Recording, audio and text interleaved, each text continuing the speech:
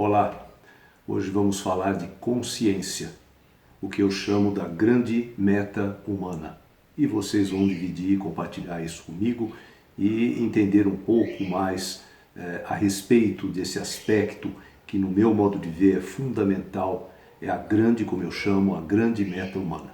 Mas para nós falarmos de consciência, nós vamos fazer uma associação com uma história que eu particularmente sou ligado desde criança, de bem pequeno. Eu sempre me identifiquei muito com essa história e quando eu pude vê-la no cinema, assisti-la no cinema, foi ali que eu percebi o quanto era uma história que tinha muito simbolismo, muita força para mim, mesmo criança como eu era. É a história de Pinóquio, que eu tive a oportunidade de descobri-la porque meus avós, principalmente a minha avó, lia histórias para nós, os netos, né? E a história de Pinóquio foi contada quando eu era jovem, 6, 7 anos de idade, e essa história marcou muito. E depois eu tive a oportunidade de assistir no cinema e aquilo trouxe todo um simbolismo para a minha imaginação e para tudo aquilo que eu já havia desenvolvido através da leitura da história. Falar de consciência e associar isso à história de Pinóquio, para mim, passou a ser algo muito natural. E eu espero poder passar essa informação, essa maneira de abordar essa relação entre consciência e Pinóquio. Como vocês sabem, vocês que me acompanham, eu procuro sempre desenvolver as coisas a partir da minha forma de vê-las e de percebê-las. E nem sempre isso é agradável ou nem sempre as pessoas estão de acordo, mas eu tento colocar desta forma porque é a maneira que eu abordo e que eu vejo esses elementos, não é? A primeira característica, eu coloquei aqui alguns pontos para nós trabalharmos juntos, é que a consciência na história de Pinóquio, ela tem uma representação através do grilo falante. Em algumas versões dessa história, o grilo é morto pelo Pinóquio. É como se ele matasse o grilo num determinado momento da história. Lógico que na história do cinema e tudo aquilo que foi mais direcionado ao público infantil, esse grilo não passa por esse tipo de experiência e aquilo não é colocado para as crianças, né? Mas essa morte que acontece muito em histórias infantis, em contos de fada, na mitologia, não é? Seja ela grega ou medieval, ela não representa necessariamente a morte física, mesmo porque você não mata a consciência. Você pode não desenvolvê-la, mas matá-la não é possível. Então o primeiro aspecto é essa associação entre o caminho, a saga de Pinóquio e aquilo tudo que é acompanhado de perto por esse personagem que é o grilo falante. Primeiro aspecto, já estamos falando um pouco dele. A consciência, ela nos faz ir além da dualidade. É como eu também costumo chamar. Que dualidade é essa? No começo da história, Gepeto, o pai de Pinóquio, porque era um artesão que tinha muita habilidade com bonecos de madeira e marionetes e tudo mais. Ele tem acesso a um tronco que é chamado de tronco mágico. E esse tronco mágico, quando é levado para a oficina dele, ele começa realmente a perceber que havia ali uma característica, uma condição diferenciada naquele tronco de madeira.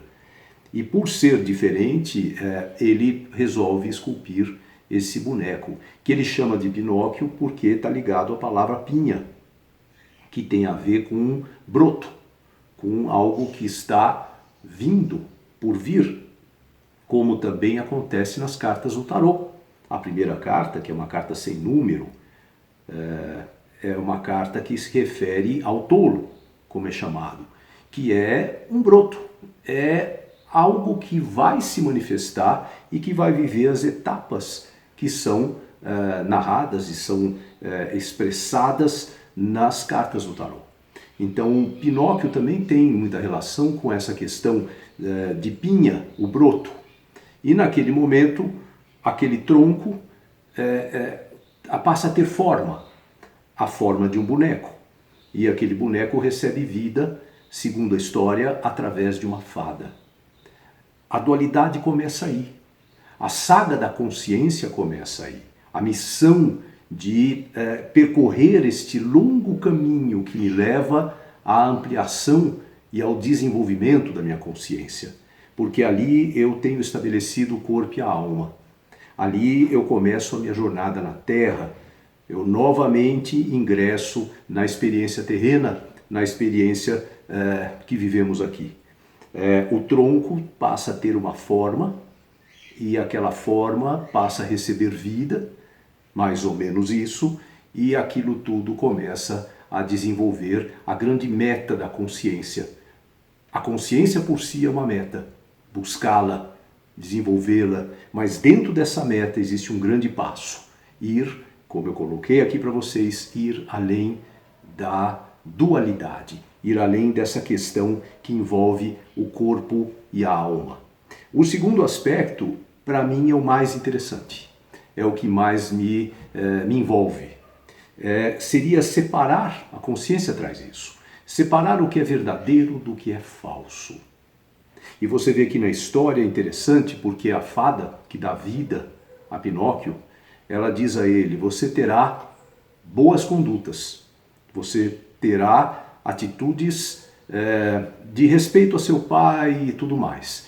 E você não irá mentir, porque cada vez que você mentir, o nariz vai crescer um pouco.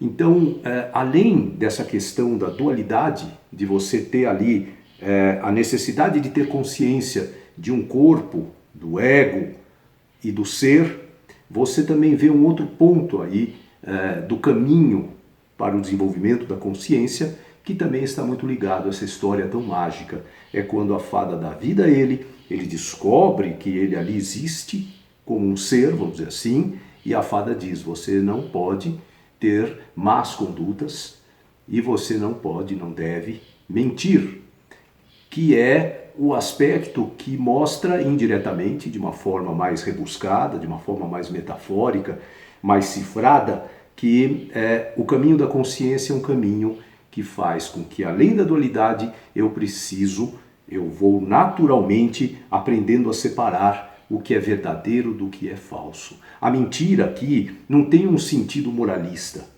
como algumas versões e algumas interpretações da história acabaram colocando. A mentira aqui é no sentido de o que é verdadeiro. O que é dentro de mim certo ou de acordo. E eu coloquei aqui, além dessa separação, um terceiro aspecto, que é a continuidade natural disso. À medida que eu vou percebendo o verdadeiro do falso, eu vou separando o que é verdadeiro do falso, e isso serve para qualquer coisa na vida da gente, se vocês pensarem. Se uma pessoa, por exemplo, quer saber se é hora dela procurar um novo amor, terminar a relação afetiva dela, ela teria que mergulhar neste verdadeiro dentro dela para que isso tudo pudesse ter um sentido. Caso contrário, ela vai ficar muito envolvida no jogo mental, e esse jogo mental vai trazer muito dualismo, como nós já vimos aqui. Então, o terceiro aspecto é o processo de você ser verdadeiro consigo mesmo. Então, as coisas estão talvez interligadas, e talvez elas não sejam várias, como eu enumerei, e sim uma só, porque você vai além da dualidade, você começa a ter um discernimento de verdadeiro e falso, que é a hora que Pinóquio começa a saga, a jornada dele de vida, e aqui logo em seguida eu coloquei ser verdadeiro consigo próprio. Onde eu estou? Onde eu estou? Como é para mim estar sendo estimulado e exposto à vida? Então a história vai se desenvolvendo e vocês vão vendo que ela é como se fosse uma descrição do desenvolvimento desta meta humana, como eu chamo, que é a busca e a ampliação da consciência. Outro aspecto é um momento onde eles estão presos dentro de uma baleia.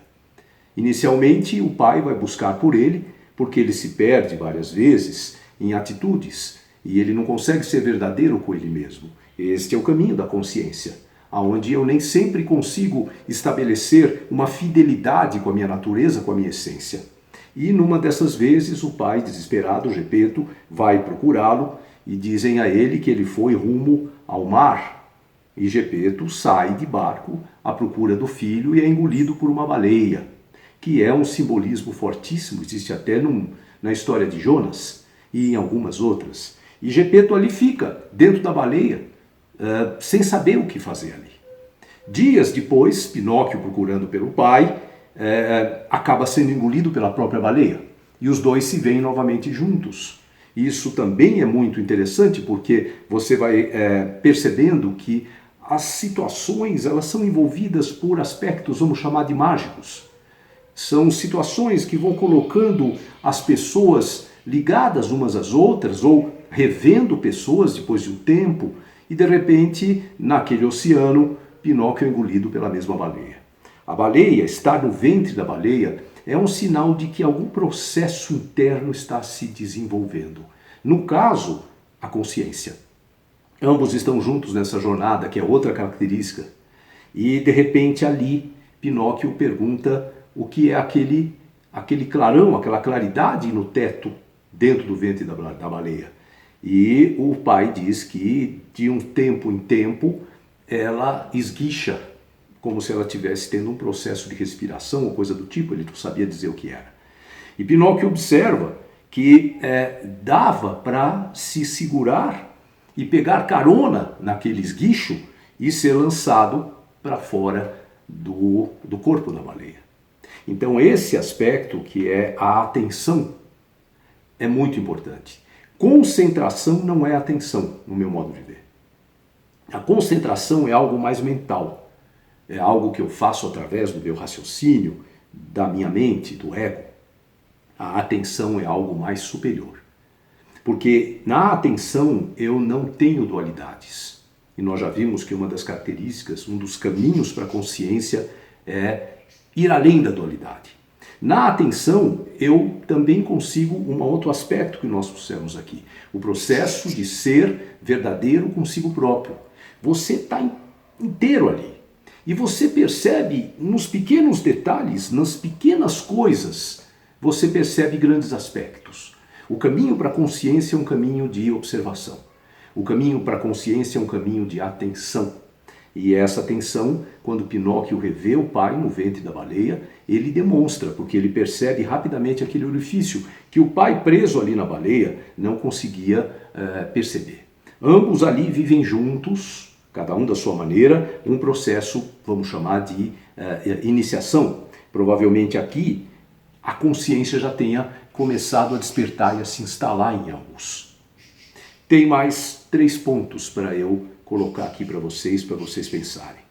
A partir do momento que eles são esguichados, são tirados novamente para o mar, para a vida, saem da baleia, eles começam, no meu modo de ver, porque passaram por um processo de iniciação, eles começam a viver de uma outra forma. É lógico que isso tudo é no nível interno, no nível profundo. A pessoa muitas vezes, no nível mental, não se dá muito conta disso. Mas vocês se lembram que um primeiro passo para mim, para que a consciência se desenvolva, é que você tenha uma percepção da dualidade e você vá além dela.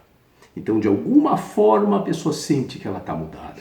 Eu, que acompanho muitas pessoas, sinto muito isso no desenvolvimento e na trajetória de algumas pessoas que eu tenho acesso.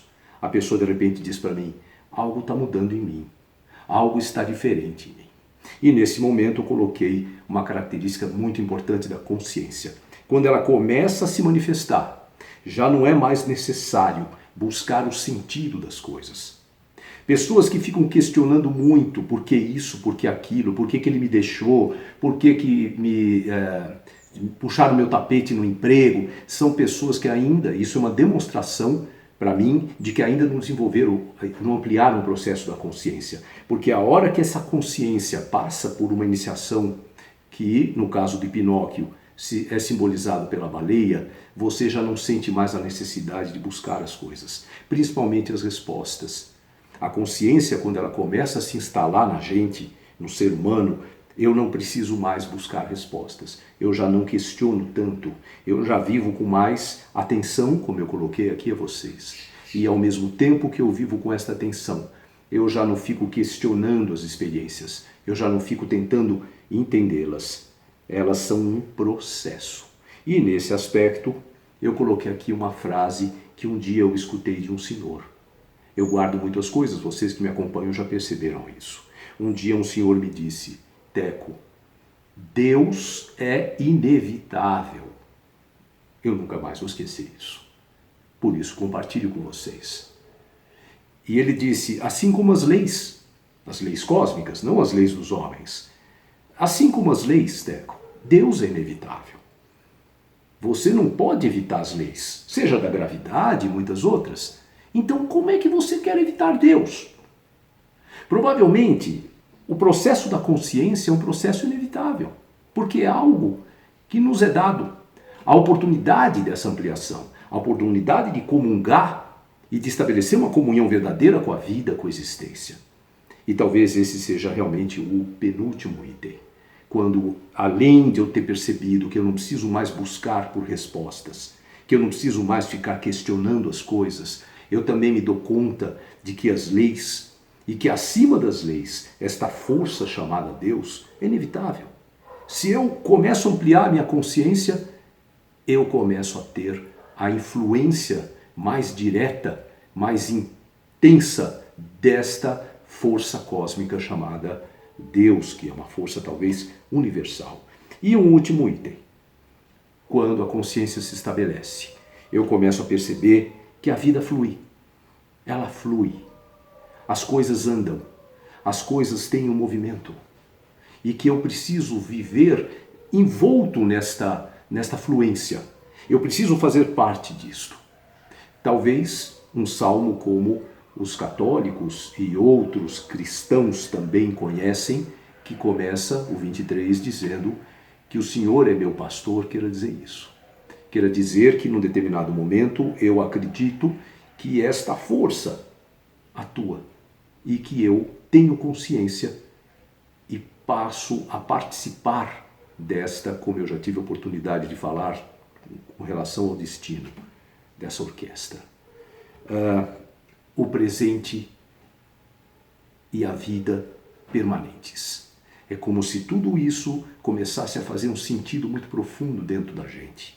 E a partir dali, tudo se manifesta de outra maneira. E a tua sintonia com a vida faz você ter muito mais resultados, muito mais força, muito mais clareza. Por isso eu gosto tanto da história de Pinóquio. Porque Pinóquio é um ser que tem a oportunidade de despertar essa consciência e que vive muitos momentos de dualidade durante a história e que se perde e que comete erros, entre aspas, e que mente. E a mentira aí, no sentido dele não estar ligado ao que é verdadeiro para ele, ao que é real para ele.